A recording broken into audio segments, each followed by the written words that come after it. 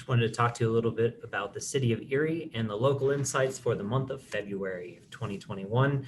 We're going to talk a little bit about the detached single family home market. And the reason I excluded attached units here is there's just not very many of them in Erie. So it's really not worth putting them in the mix if they're just going to be outliers. So here in Erie, we've had some really extreme situations happen over the last year. And the biggest thing that's the most extreme is that inventory levels are down 75%. This was one of the hottest markets all through COVID and through the shutdowns because big homes, lots of bang for your buck in Boulder County, and lots of space to have your second office or, lots of room for all your kids to do their things. So, when you're looking at price per square foot, Erie is definitely one where you can get a screaming good deal for what you're getting, and lots of new construction. So lots of really nice homes that are move-in ready.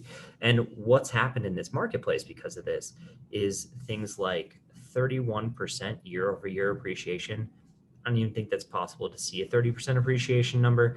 But what that means is the composition of sales has changed a little bit as well.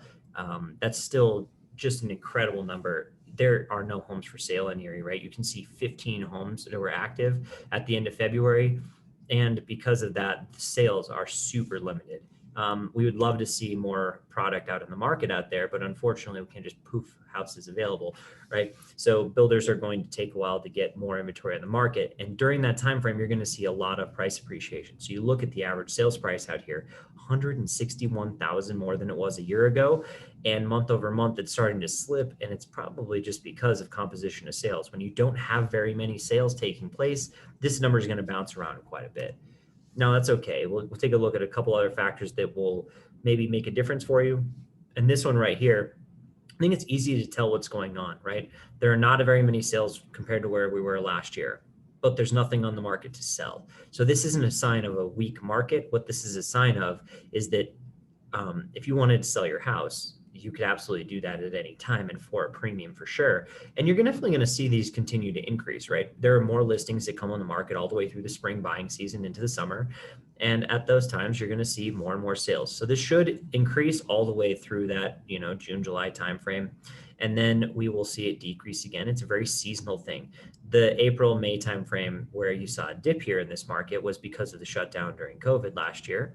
And we will not be seeing that again with vaccines rolling out. So with things going better, all things are looking up Erie for sure. Now, if you look over here at the month supply of inventory, this is a concerning sign where, we are just at the bottom of the barrel for level of inventory. We're, 0.3 months. We're at 0.1 or 0.2 at some point too. It's just, we're talking about a couple of weeks or 1 week worth of inventory. And that's including really, really expensive luxury homes or all the way into those, affordable entry level price points that are out there in Erie. A balanced market here is 4 to 6 months. And this one specifically being 10x less than balanced, it's creating a lot of problems in the marketplace, which is why there's no sales taking place compared to before. But you're seeing that 30% level of appreciation or average sales increase.